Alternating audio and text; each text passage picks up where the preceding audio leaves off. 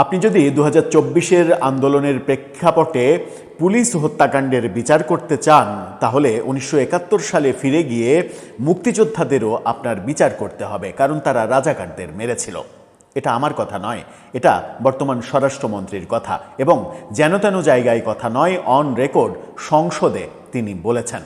সংসদে তিনি মহান মুক্তিযুদ্ধের সঙ্গে 24-এর আন্দোলনের প্রেক্ষাপটটা মেলালেন, যে মেলানোটা আমাদের কাছে একটু কষ্টের মনে হয়।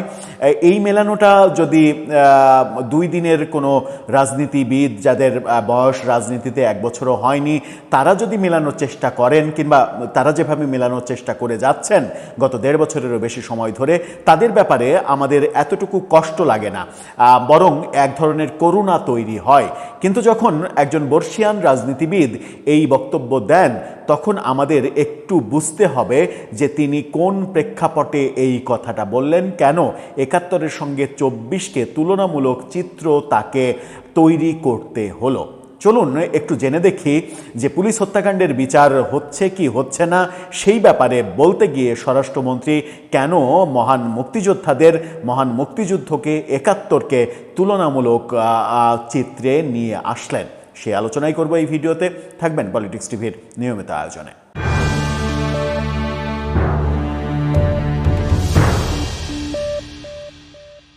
দর্শক, বলছিলাম যেটা পুলিশ হত্যাকাণ্ডের ব্যাপার, সেই আলোচনায় যাওয়ার আগে একটি মানবিক ব্যাপার আপনাদেরকে বলে দিতে চাই। ফুড ফর অল, সবার জন্য খাদ্য, এই কর্মসূচি নিয়ে অসহায় ক্ষুধার্ত মানুষের পাশে রান্না করা খাবার নিয়ে দাঁড়াচ্ছে একদল তরুণ। তাদের চ্যানেলের নামই ফুড ফর অল। ডেসক্রিপশন বক্সে লিঙ্কটা দেওয়া আছে, সেখানে সাবস্ক্রাইব করে তাদেরকে অনুপ্রেরণা দেবেন, তাদেরকে উৎসাহিত করবেন যেন এই মানবিক বার্তাটা 18 কোটি মানুষের গণ্ডি পেরিয়ে সারা বিশ্বে ছড়িয়ে যেতে পারে। আমরা যারা সামর্থ্যবান, তারা যেন এক মুঠো খাবার নিয়ে ক্ষুধার্ত মানুষের পাশে দাঁড়াতে পারে। চলে যাচ্ছি মূল আলোচনায়।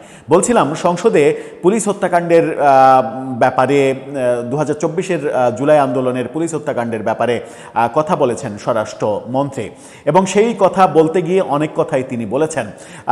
অনেক কথা তিনি যেটা বলেছেন সেটা হচ্ছে যে পুলিশদের যারা প্রাণ হারিয়েছে, সেটাকে তিনি বলছেন যে যুদ্ধের ময়দানেই ফয়সালা হয়ে গেছে। অর্থাৎ সেটা যুদ্ধের ময়দান, যারা আন্দোলনকারীদের যারা আক্রমণ করেছে তারাই অপরাধী। সুতরাং অপরাধ করতে গিয়ে যে হত্যাকাণ্ডের শিকার হয়েছে সেটা যুদ্ধের ময়দানেই ফয়সালা হয়ে গেছে, সেটা নিয়ে নতুন মামলা মোকদ্দমা এটার কোনো স্কোপ নেই। এই কথা তিনি বলতেই পারেন। যুদ্ধের ময়দানে ফয়সালা হয়ে গেছে, যখন যুদ্ধ বাধে তখন বিজয়ী দলই সুবিধা ভোগ করে, এটাই স্বাভাবিক। যদি আন্দোলনকারীরা ব্যর্থ হতো, যদি সরকার বিজয়ী হতো, তাহলে আন্দোলনকারীদের দেশদ্রোহিতার অভিযোগে তাদেরকে হয়তো ফাঁসিতে ঝোলানো হতো, সেই ঘটনা ঘটতেই পারত। যেহেতু আন্দোলনকারীরা বিজয়ী হয়েছে, সেহেতু আন্দোলনকারীদের বিরুদ্ধে যারা অবস্থান নিয়েছে তারাই অপরাধী। এই কথাটা সহজ সত্য কথা, এই কথার কোনো বিকল্প নেই। কিন্তু ওখানে একটা প্রসঙ্গ আসেই যে কোনো হত্যাকাণ্ডেরই তো বিচার হওয়া উচিত। তবুও তিনি বলছেন যে যুদ্ধের ময়দানে ফয়সালা হয়েছে, সুতরাং এটা নিয়ে নতুন করে আর কোনো মামলা মোকদ্দমা, অভিযোগ, এটার বিচার, এগুলোর কোনো স্কোপ নেই। তিনি বলতেই পারেন এটা। কিন্তু তিনি যেটা দুঃখজনক কথা বলেছেন সেটা হচ্ছে, যদি তিনি বলছেন যে পুলিশ হত্যাকাণ্ডের বিচার যদি করতে হয়, তাহলে তো 71-এ মুক্তিযোদ্ধাদের বিচার করতে হবে রাজাকারদের মারার জন্য। সেই বিচার কি করবেন আপনারা? এই প্রশ্ন তিনি ছুড়ে দিয়েছেন। এবং এখন টেলিভিশনের এই ফটোকার্ডটা দেখে নিন, তারা ফটোকার্ডই তৈরি করেছে। এই ফটোকার্ড সামাজিক যোগাযোগ মাধ্যমে একেবারে ভাইরাল হয়ে গেছে, সেটা নিয়ে অনেকেই ট্রল করছেন, সমালোচনা করছেন। আমরা শুধুমাত্র ওই একটা পয়েন্টেরই সমালোচনা করতে চাই। কি বলছে এখানে? পুলিশ হত্যার বিচার হলে 71-এর রাজাকার হত্যার বিচার করতে হবে। যারা প্রাণ হারিয়েছে সেটা যুদ্ধের ময়দানেই ফয়সালা হয়ে গেছে। অর্থাৎ পুলিশ যারা প্রাণ হারিয়েছে সেটা যুদ্ধের ময়দানে ফয়সালা হয়েছে। আর যদি পুলিশ হত্যার বিচার করতে হয়, তাহলে রাজাকার হত্যার জন্য মুক্তিযোদ্ধাদের বিচার করতে হবে। সংসদে তিনি এক্স্যাক্টলি কি বললেন একটু শুনে আসুন এই ভিডিওতে। সমস্ত বিষয়ে আওয়ামী ফ্যাসিবাদী গোষ্ঠী বিভিন্ন ফেসবুক সহ সোশ্যাল মিডিয়াতে দাবি করছে যে এই সমস্ত হত্যাকাণ্ডের বিচার করা হবে কিনা, এবং তারা বিভিন্ন দাবি করছে। আমি সেই বিষয়েও আরেকটি অনুষ্ঠানে বলেছিলাম, তাইলে মুক্তিযোদ্ধাদেরও বিচার করা হবে রাজাকার হত্যার বিরুদ্ধে 1971 সনে। যদি এখন কেউ মামলা নিয়ে আসে, গণ অভ্যুত্থানের সময় রাজপথে অভ্যুত্থানকারী আন্দোলনকারীদের বিরুদ্ধে যারা হানাদার বাহিনীর মতো ঝাঁপিয়ে পড়ে হত্যাযজ্ঞ চালিয়েছে, ম্যাসাকার করেছে, গণহত্যা করেছে, তারা জনতার প্রতিরোধের মুখে কেউ কেউ হয়তো প্রাণ হারিয়েছে, কেউ কেউ আহত হয়েছে, কিন্তু সেটা যুদ্ধের ময়দানে ফয়সালা হয়ে গেছে।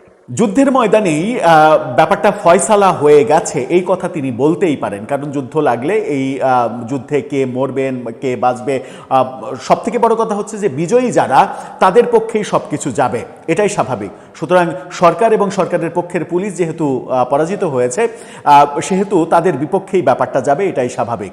কিন্তু এখানে প্রশ্ন হচ্ছে, বাংলাদেশের পুলিশ বাহিনী কি আওয়ামী লীগের নাকি বাংলাদেশের পুলিশ বাহিনী রাষ্ট্রের, বাংলাদেশের? এটা একটা বড় প্রশ্ন। এখন বিএনপি ক্ষমতায় আছে, এখন কি পুলিশ বাহিনী বিএনপির? না, পুলিশ বাহিনী সবসময়ই রাষ্ট্রের এবং সরকার মানে রাষ্ট্রের, সরকারের না। সরকারের কথা অনুযায়ী চলতে হয় তাদের, কিন্তু তাদের দায়িত্ব হচ্ছে রাষ্ট্রের দায়িত্ব পালন করা। তারা কোনো রাজনৈতিক দলের না, কখনো কখনো সরকারের হয়ে কাজ করে, এটাই স্বাভাবিক, কিন্তু কোনো রাজনৈতিক দলের না। সুতরাং আওয়ামী লীগের অপরাধের সঙ্গে আপনি পুলিশের অপরাধ যদি একইভাবে পুলিশকেও অপরাধী করেন, সেটা কতটা যৌক্তিক হবে সেটা হয়তো বড় গবেষণার ব্যাপার।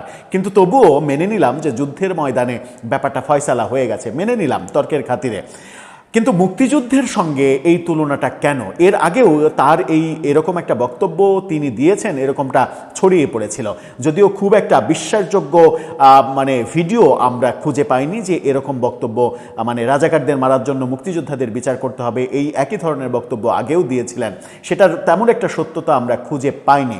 এবার সংসদে দাঁড়িয়ে তিনি সরাসরিই বললেন যে তাহলে কি মুক্তিযোদ্ধাদের বিচার করবেন আপনারা রাজাকারদের মারার জন্য যদি পুলিশ হত্যাকাণ্ডের বিচার হয়? এই যে তুলনা ২৪-এর সঙ্গে ৭১-এর, এই তুলনাটা এতদিন করে আসছিল তাদের বিরোধী শক্তি, তাদের বিরোধী পক্ষ।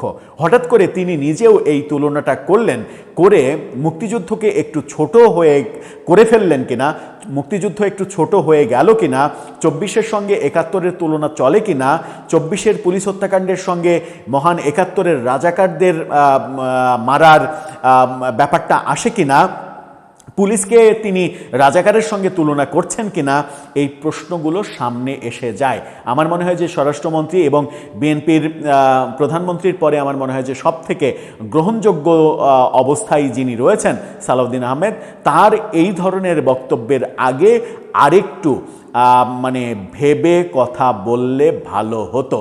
তাতে করে আমাদের মনে, আমাদের বুকে একটু আঘাত দিতেন না তিনি, কিংবা আঘাত লাগতো না, আমাদের কষ্ট অনুভূত হতো না এই ব্যাপারে যে মহান মুক্তিযুদ্ধকে খাটো করা হলো কিনা, মুক্তিযোদ্ধাদের খাটো করা হলো কিনা, এবং এই তুলনামূলক চিত্রটা আদতে আঁকা যায় কিনা, যেটা তিনিই বারবার বলেছেন যে ৭১ সবার আগে, ৭১-এর পরে অন্য সব কিছু।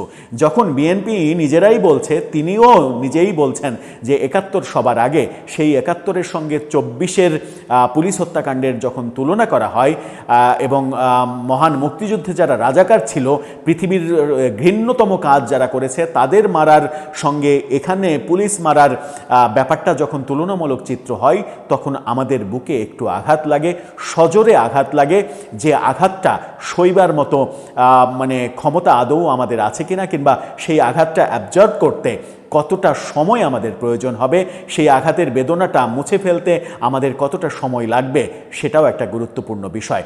রাষ্ট্রের সরকারের একজন মন্ত্রী হিসেবে, একটা বড় দলের সিনিয়র নেতা হিসেবে আমার মনে হয় যে তার এই ব্যাপারে আরেকটু সচেতন হলেই ভালো হতো, ব্যাপারটা সৌন্দর্য পেত ব্যাপারটাতে।